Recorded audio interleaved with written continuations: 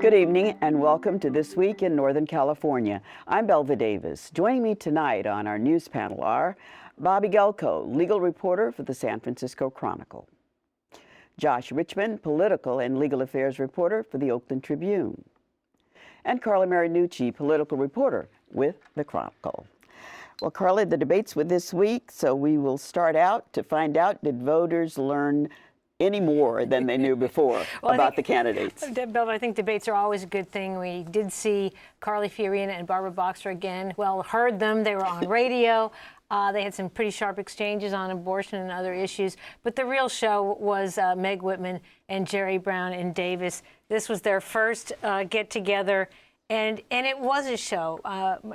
Jerry Brown came out of the box, hitting her as a billionaire who was going to roll back taxes that would benefit her and her rich friends.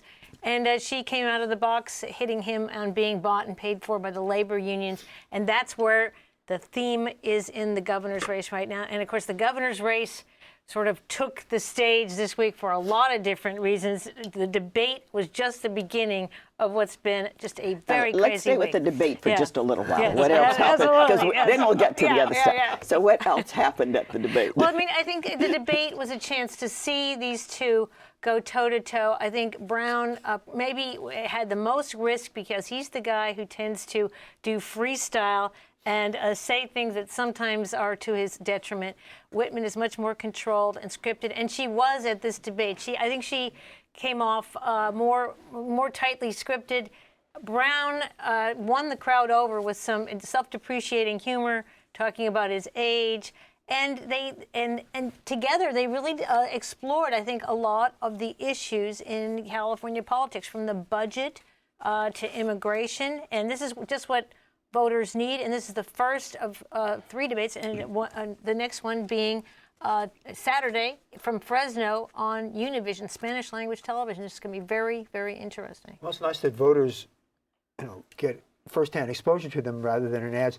But do we yet know what either of them, particularly Jerry Brown, plans to do about the budget, other than work at it from Election Day onward and I guess he's made public a few plans and all that, but are they telling people even now how their finances are going to be affected if he gets elected? You're absolutely right, Bob. I mean, this debate sort of dramatizes exactly sort of the differences between these two candidates, in that one candidate, Meg Whitman, has just so many plans out there, whether we talk to jobs, budget, but some of them, frankly, we've talked about this before on the show, are thin or don't answer a lot of the questions as to how she's going to actually handle it. The other candidate has no plans or says he'll come up with the plans.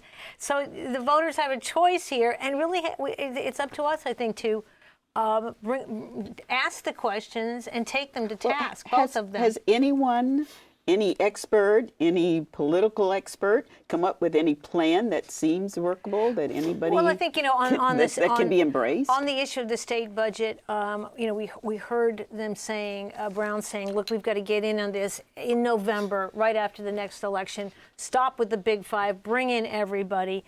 Whitman's idea has been all along, cut taxes, start making cuts.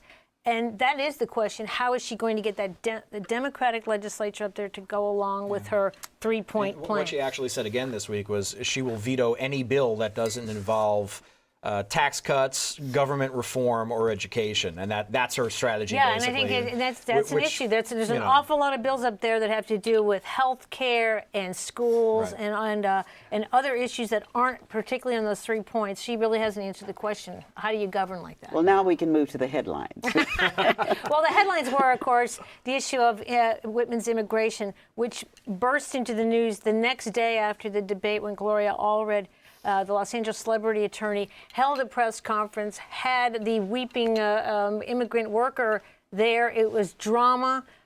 Nikki Diaz, the worker who's from the East Bay, said that she'd worked for Whitman for 9 years, was undocumented, and Allred said Whitman and her husband, Dr. Griffith Harsh, knew about it. Whitman denied that. We went into a second day of press conferences when Allred produced a letter from the Social Security Administration after Whitman had repeatedly denied ever getting any kind of government notification that perhaps there was a problem with this employee. It was a letter signed by her husband.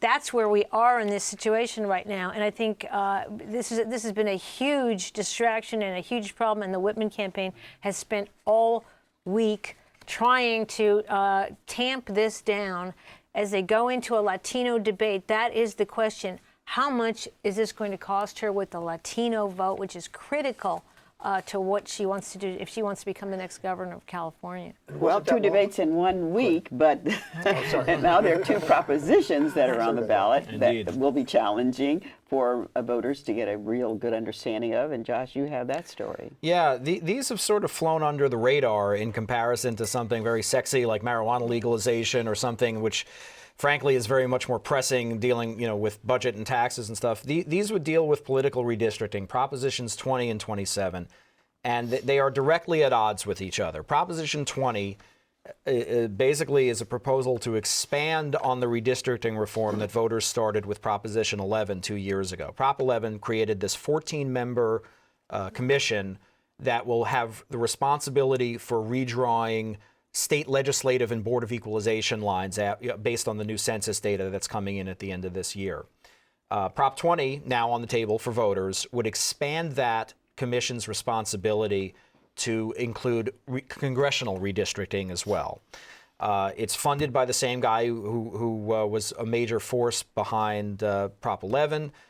It's supported by most of the good government groups in the state, things like California Common Cause and as well as other groups like the AARP and the Howard Jarvis Taxpayers Association. It's supported very much by the Republican Party. They feel like this is going to bring more transparency and less politicization to the redistricting process. And then you've got Prop 27, which would eliminate that redistricting commission created under Prop 11. Would basically roll back what we started and put all redistricting back in the hands of the legislature where it's resided historically. And this is backed in part by the Democratic Party, in large part by the Democrats in California's congressional delegation, because they don't want their districts redrawn at this point. It's opposed by all of those good government groups. In a year in which the legislature is so unpopular, the polls they're just down in the basement. Mm-hmm. How do they make the case that, hey, let's give this back to the legislature and let them do it? How are they going to do that? It is a tough sell, and as one redistricting expert said to me, people are likely to vote on this when they're unhappy. And people are very unhappy this year. So this is definitely the time to be pushing an expansion of redistricting reform for sure. And it does make it more challenging to try to restore what had been the status quo. There was a little bit of a change in some of the wording of this. If I understand it right, they're saying that the new districts are supposed to be drawn by some kind of defined community of interest that includes people of the same socioeconomic groups and all. And that's being used by opponents of 20, I think, to say that this is sort of class-based discrimination. Redistricting is always supposed to take into consideration communities of interest, where you're trying not to split up communities for the sake of making districts safe for entrenched politicians. And the wording of that is a constant battle. Redistricting is a blood sport. Everybody has each party has its own things that it wants to attain from this. And the language of how you define and protect those communities of interest is always an issue, no matter who's writing it and working on it, basically. So, what if both measures pass? If both measures pass, then the one with the greater number of yes votes takes effect. And so it is truly this time It is truly in the hands of the voters. It is conceivable that both of these could pass, could pass the 50% plus one vote mark that is usually needed to pass a ballot measure. But only if that is the case, because these are so directly at odds, the one with the greater number of yes votes will prevail. Is there big money in this one? Not really so much yet. And that, like I said at the beginning, this has sort of flown under the radar. You haven't seen a lot of TV advertising. You're starting to see some mailings. And I think the parties are trying to be cagey about how they frame this, because there are pros and cons politically to be had in terms of getting too loud about You this. mentioned 20 supported mainly by the Republicans, 27 by the Democrats. If 20 passes with more votes, the Republicans likely to gain, make some gains could here? Conceivably. Nobody knows exactly how this redistricting commission is going to work, because they're still actually forming it. Although it will have an equal number of Republicans and Democrats, and then some people who are of neither party. So it could put more districts in play. It's not necessarily an instant pickup for anybody, though. Thank you, Josh. Bob, you covered a story that we almost had an execution scheduled, and then it was then not held because of a very unusual reason. Well, the courts intervened. That's not so unusual. But the final blow, I mean, oddly enough, was struck by the California Supreme Court, which in its current makeup routinely upholds death sentences unanimously. Well, this was a unanimous decision too, but it went the other way. It basically stopped the execution from taking place. The federal courts had chimed in too. The reason was that both of those courts seemed to take umbrage at an execution that was scheduled just before the state ran out of a usable supply of sodium pentothal, the sedative. That's the first of this three-drug combination. And the urgency that the state was claiming to execute Albert Greenwood Brown, who's convicted of rape and a murder in 1980. All of a sudden, the courts didn't quite take that so seriously when it turned out that the real time pressure was, let's get it done before we run out of sodium pentothal and have to wait until the first of the year, when, incidentally, a federal judge will have time to review these new lethal injection procedures and decide whether they pose a risk of inflicting a failed anesthetic, a painful death, violating the Constitution, and that very risk is the reason why that same judge, Jeremy Fogel of San Jose, stopped all executions in California nearly 5 years ago under old procedures that the state has since revamped. I mean, that's sort of a long sentence, but what it basically means is now Mr. Brown isn't off the hook. He's still sentenced to death. He's run out of all his appeals. The governor has denied clemency. He is in line to be executed when the state gets a procedure that satisfies the federal judge. Now the judge will have some time to review it. Bob, politically speaking, it almost seems like everybody was poised to get something out of this fight, in that the governor and Attorney General Jerry Brown were able to look like they're, advancing state law and being tough on this, and the death penalty advocates had a victory in that the death penalty opponents, had a victory in that they prevented this from going forward. But doesn't this drug expiration date thing seem a little bit like a fiasco? Like they forgot to get the fresh eggs, so they can't make the omelets now? You bet. And it really made, the state came in saying, it's been 30 years. It's time to carry out state law. And, we really have time. There's no equities on the other side. And, Mr. Brown could no longer argue that he was invalidly convicted or sentenced. But when it turned out that the urgency was really of the state's own making, and that's just what the court said, then all of a sudden, they basically said, back off. We're not going to shorten the time it turned out to appeal a lower court ruling that lifted, that lifted an injunction that allowed these new procedures to take effect, and we're not going to shorten our time to review it. And the federal judge said, I'm not going to shorten my time to decide whether these procedures are constitutional just because you're running out of drugs, which you didn't really tell us ahead of time. And so it was a fiasco, all right, and it really led to questions about kind of the, who's running the show here? Do they know what's going on? Why? I mean, there's this controversy over the one drug versus the three drug protocol. Why is California still sticking with the three drug when some of these states are doing just the one drug and it seems to work perfectly? Ohio and Washington have switched to one drug. The lawyers for the inmates in these proceedings, and they've gone on for some years, have basically argued as a fallback position, the pain that we're risking from anesthetic failure wouldn't exist if we went to an all-sedative execution, because the two painful drugs are the other two.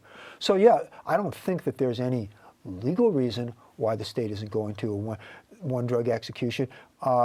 It does take longer, so it might be a little less comfortable to watch. And I think there's also some factor that they're not ready to concede that there's anything unconstitutional about lethal injections, and they're not going to change their procedures, so they're staying kind of with what they have. But I think that Judge Fogel is pressing them I think he has in mind that he'd like to move California to a one-drug execution. And the reason I say that is that he offered Mr. Brown the option of being executed by a single drug within a very tight deadline, without information, and the inmate's lawyer said we can't accept it. But I think he saw that as a way around this difficult review of procedures and to decide whether they meet standards. The U.S. Supreme Court has upheld free drug executions. It's hard to know exactly what goes on and whether it's constitutional. And he saw that as a way around it. There is a new $800,000 death chamber Yes. they've constructed. Yes. So they constructed the chamber, but they didn't pay attention to the drugs they would need to use it. It's probably not the only thing they haven't paid attention to. At least according to the inmates' lawyers, the procedures are, they made only cosmetic changes to the ones that the judge found were, really chaotic. No training, no supervision. Nobody really knew how to mix the drug, and there was no backup plan. We'll see, hopefully in some hearings, whether there are any real changes. Okay, well, thank you very much, Bob. In fact, thanks to all of you for joining us here tonight.